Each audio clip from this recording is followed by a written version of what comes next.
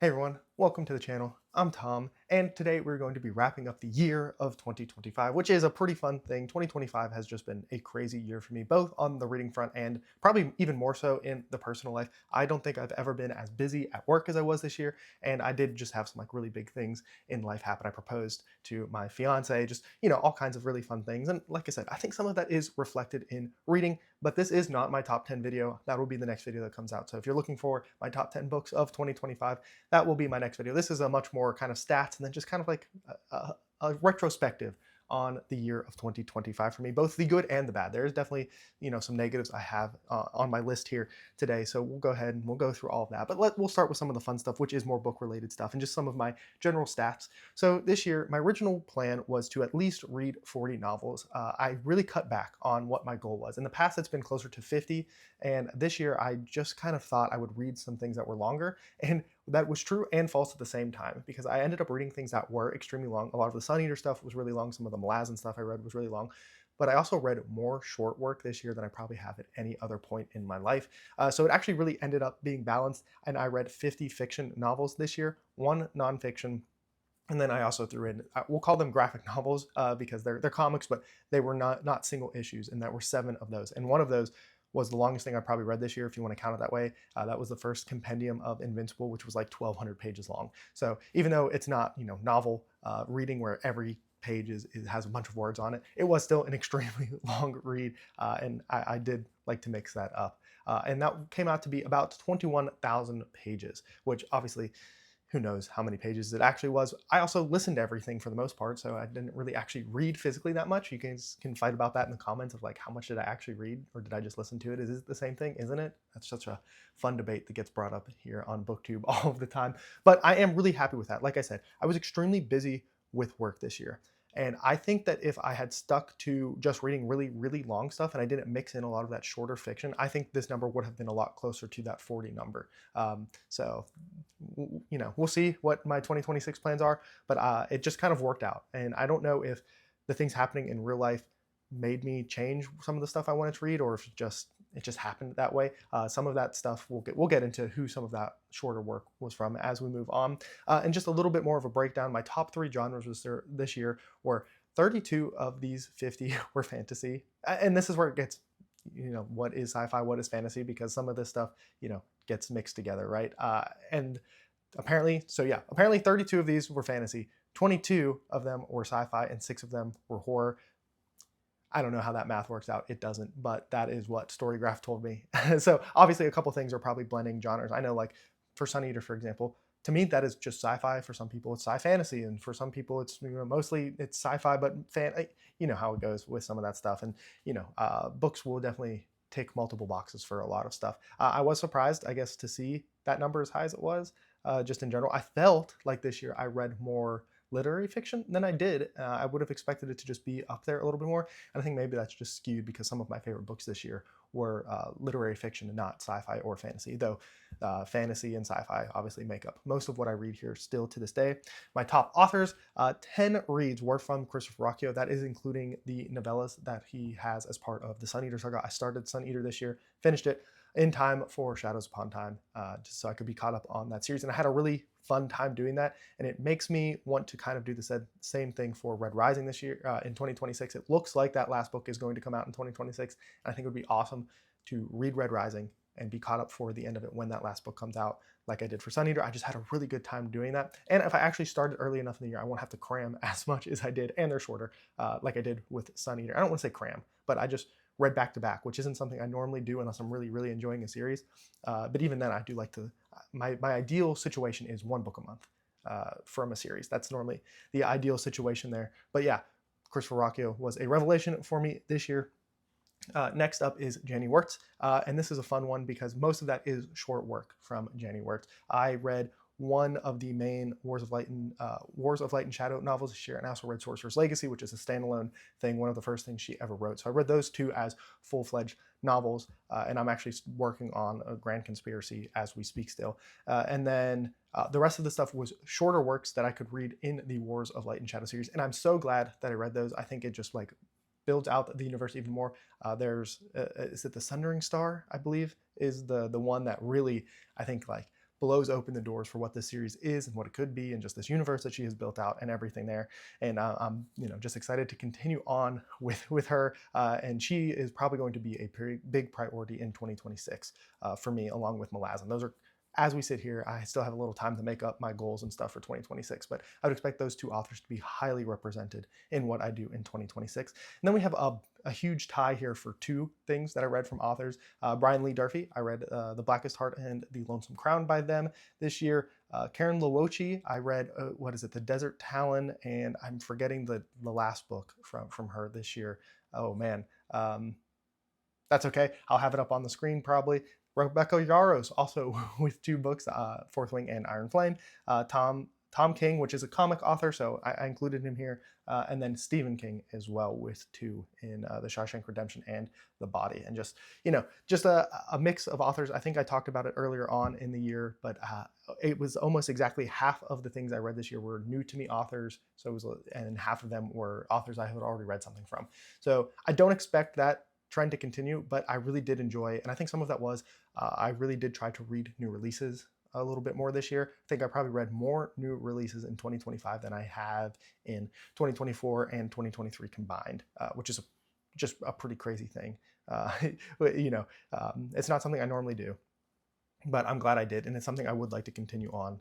We'll see if there's not as many I think as I'm as excited for, so I could see them getting pushed to the wayside next year. But it was a fun thing to do, was to be caught up with things and be a part of like that buzz. There is something nice about so many people doing the same thing together, and just like being able to talk about it, whether you like it or not. I don't think it necessarily even needs to be overly positive, but like there is just there's nothing worse than when you read a book that you really like, but everybody else has already read it and all the conversations have kind of already happened. Or you've read something that no one else has read and there's no conversations going on about it. Those are not nearly as fun as when it is on the forefront of a lot of people you talk to's mind. And then let's see, my average star rating this year was a 3.6, which is positive. Like I said, I look at star ratings as a bell curve, an adjusted bell curve, because you're picking the things you're going to read. So you're skewing the data, right?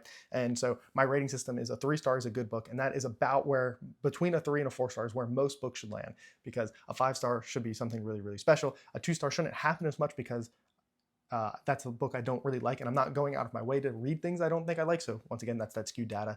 And then the 1 star, also extremely, extremely rare, which is a funny thing to say, because this year I had 4 5-star reads, which is, I think, the same amount that I had in 2024 and 2023 combined. If not, it's very, very close. For the most part, I don't give out a whole lot of 5 stars. And this year, I just hit some real heavy hitters early, especially early on in the year. I started this year out really, really hot with some like amazing books. When I do my top 10 books of 2025 here in the coming week, you will see that a lot of these books I read very early on in the year. Not that that's a bad thing. I just think I struck while the iron was hot and just got a lot of good things going on at one time, which was super, super cool. I always want to read books that get that reaction out of me. Like a 5 star is, I think I have about 20 since 2019. So that's not a lot. You can see that like the average there, it's not something that happens a whole lot. And that's at reading, I think my average pace is pretty close to 50 a year. So, it's not a huge ratio of things that happen there. But that is awesome. Once again, something I'm always hunting for, my next 5-star read. And now we're going to move away from the stats and stuff. We're going to just talk a little bit more broadly about, we're going to start with the positives, because positives are much more fun than negatives, even though there are definitely some negatives from this year. And one of those positives is just going to be the Book Street Boys. If you don't know, I am one of there are 10 channels. There's more than 10 members because some of those channels are more than one person, but there are 10 of us in a Discord called the Book Street Boys. And just being a part of that group of creators has been amazing, getting to know them, getting to talk to them, just seeing and doing all the things. The podcast has been so much fun. It's just been a highlight of this year for me. And then obviously just getting to interact with the community more. I love comments on YouTube. They are kind of the lifeblood, I think, of most booktube channels at this point. Not getting to communicate with people, it's not the same as like talking at the camera is not the part that most of us enjoy. And being able to be in the Discord, see conversations and talk to people and get opinions and all of those things have made this year even better. And I'm looking forward to that continuing in 2026. I don't think any of that is going to change. If anything, Preacher from Preacher Reads really has a lot of good ideas this I think was mostly his brainchild, and he definitely has some like really good community building things that he would like to do with the Discord, and I'm bad at Discord. And so it's good that there's so many of us, because when somebody like me is maybe really busy and kind of falls off, there's somebody else to pick up the slack, and we can all kind of do that together, and it works super, super well. It probably sounds a little overwhelming at the start when you hear there's 10 channels in one Discord, but it actually just works out super, super well. And I do have to thank like the people who really put in a lot of the work, the mods there, and everybody who's like really does a lot of the work, because I'm very hands off on the administrative part of that, and I'm so thankful that I can be, because I don't like, it just wouldn't happen probably if it were up to me, which is always a fun thing. And that has just been an awesome opportunity. I also have to talk about my good friends over at It's Lit Book Reviews. If you haven't checked out their channel, please do. They talk about all kinds of different books. If you want like historic fiction recommendations, just like real history, just they read a wide variety of things, and they have been going through the Wheel of Time.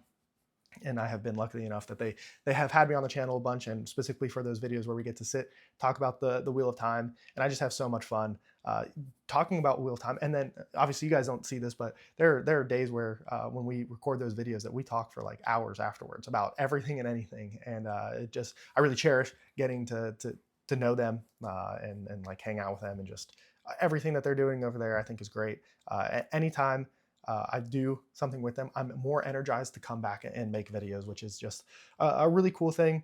I was also on Dear Dr. Fantasy this year, just another highlight. I have been on some of the other, talk videos. I don't want to call them interviews, because that doesn't sound accurate, but chatting with Nuts, Why Read, all of these ones, others that I have been on, For Whom the Bell Tolls, and then getting to go on Dear Dr. Fantasy this year, just another highlight. Philip is somebody whose videos I have watched for a really, really long time. I really enjoy his books. I think he makes really great videos. I learn when I watch his things, and so to get to sit and talk with him for whatever it was, an hour or so, and just do that, it definitely is a highlight, a positive interaction that I got to have this year. Another thing, this is more book related, but my love for comics really came back in full force this year, which is nice. I was really into comics when I was in college, really starting in my sophomore year of college, which in the comic book world probably wasn't the best time, especially for a DC fan. I think a lot of people were at that time very down on the New 52 run that was happening in comics, and I found things that I liked in that run. But I think a lot of people still to this day don't love the New 52, and it's been a long time since then. And basically, I ended up kind of falling out of love with comics. I moved away from the comic book shop I really loved where I was in college. That was an obstacle. Basically I was moving a lot at the time in and out of college, and it just got to be so much to carry all these long boxes and short boxes, and just keeping track of not just these books but then those books, and all of that stuff for that. And I would go long periods where I would just have this stack of comics pile up at the comic book shop, because I would be away, and then it would be so expensive when I would go and pick it up. And that was obviously another part. I was a broke college student, and comics were getting expensive, and basically I just kind of fell out of it for a really long time. And the DC Compact kind of graphic novel format has really ignited my love for superhero comics specifically. Again, I never really got completely out of comics all the way. I was still reading some stuff here and there, but this year it just really came back in full force with what is going on and everything. So that has been just like a really big bright spot, and I can, I hope to continue on with that. I got a lot of comics for Christmas, and just like the readability of them has just skyrocketed for me. And I will say some of the best stories have come this year have come from comics for me, which is not something I would have expected. I would also like to thank, he doesn't really make videos too much anymore. He did do like two like top reads here at the end of the year, but Nick from another booktube channel always get a lot of really good comics recommendations and novel recommendations. So he, like I said, he doesn't really make videos too often anymore, but he does have like a backlog of stuff where you can go see a lot of cool comic stuff if you are so inclined. Obviously, I have to talk about making videos with my fiance. We made, I think, was it just 2 this year? Maybe 3? No, I think it's just 2. I think we've maybe done 3 total together. But talking about Fourth Wing and Iron Flame together, and just reading together has definitely been a highlight of this year. It was this year that she read Mistborn as well, and so we don't always. She reads a lot as well, but a lot of our stuff doesn't always, overlap. And so whenever it does, it's just like a super special thing. And now that we have this where we can come in and talk, and I think people in general really enjoyed our Fourth Wing and Iron Flame discussions because they were just, like full spoiler, just going in, talking about what we did and didn't like and all of that. And we'll be reading Onyx Storm in 2026, so we should get that to continue as well.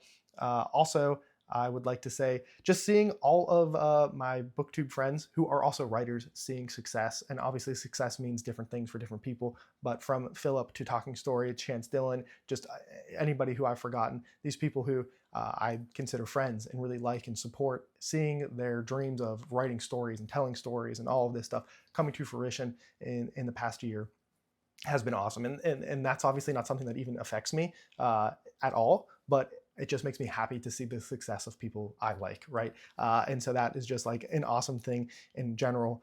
Speaking of that, going and seeing Superman with Talking Story. We live in a very similar area, and getting to hang out with them, meet them in person, and kind of this was like I think really the first time of bridging the gap of like online to in person for me, and it was so awesome to get to meet them and everything. They're super nice people, and I really enjoyed doing that. And I think whenever the Green Lantern show, we're going to try to make something of that as well, and that's just super exciting. And speaking of bridging the gap of being in person and online, have to talk about the Sun Eater Gala for like the 5,000th time. Probably talked about it too much, especially for anybody who didn't get to go. But that's one of those events where I think back on it and I'm like, is that going to be the peak experience of YouTube for me? Because it was just so special getting to hang out with so many people that I have talked to online and everything. And we're all there for one specific thing and just had an amazing time just getting to meet everybody and everything. It was just such like a peak event. That's like something I want to strive for and hope something like that can happen again, because it was just a highlight of probably just booktube in general. I don't know. There, like I said, any of those like chatting with nuts, like Do Your Dr. Fantasy, For Whom the Bell Tolls, all of these Y reads, like all these like in person for those. I mean, it was online, but those one-on-one moments and this gala are like the peak pinnacle of booktube for me. And the fact that that happened this year is super, super special. And it doesn't help that, or it doesn't hurt that this is one of my favorite series and we're all just there for that. It was absolutely fantastic. So that is just, the last positive I wanted to talk about was the gala. And I think for anybody else, for a lot of people who also went to it, that is going to be an absolute highlight of the year for everybody, because I think in general everybody thought that was just an absolutely amazing event, and the end of a series. So now it's time to talk about some of the negatives. This is obviously this is probably the part of the video where I would love to hear from you guys the most, because obviously this doesn't happen without people watching it, and I have thoughts of how I think things should happen on the channel and videos I should make and things I should do, right? So the first thing I would like to talk about is I think the weekly update got a little weird for me in 2025. I think it started out really strong. I think it worked really well for a long time.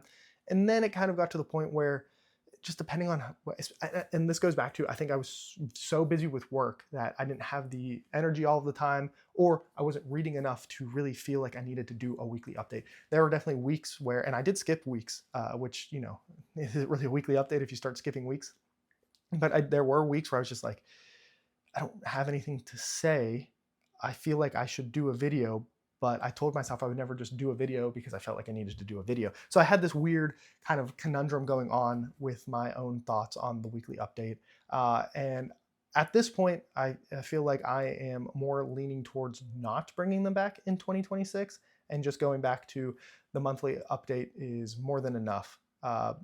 So that is one idea I'm playing with. I don't really like the bi-weekly idea. I've thought of maybe, could I change it to, instead of being so much of a weekly check-in, could I do something that's maybe more vlogish?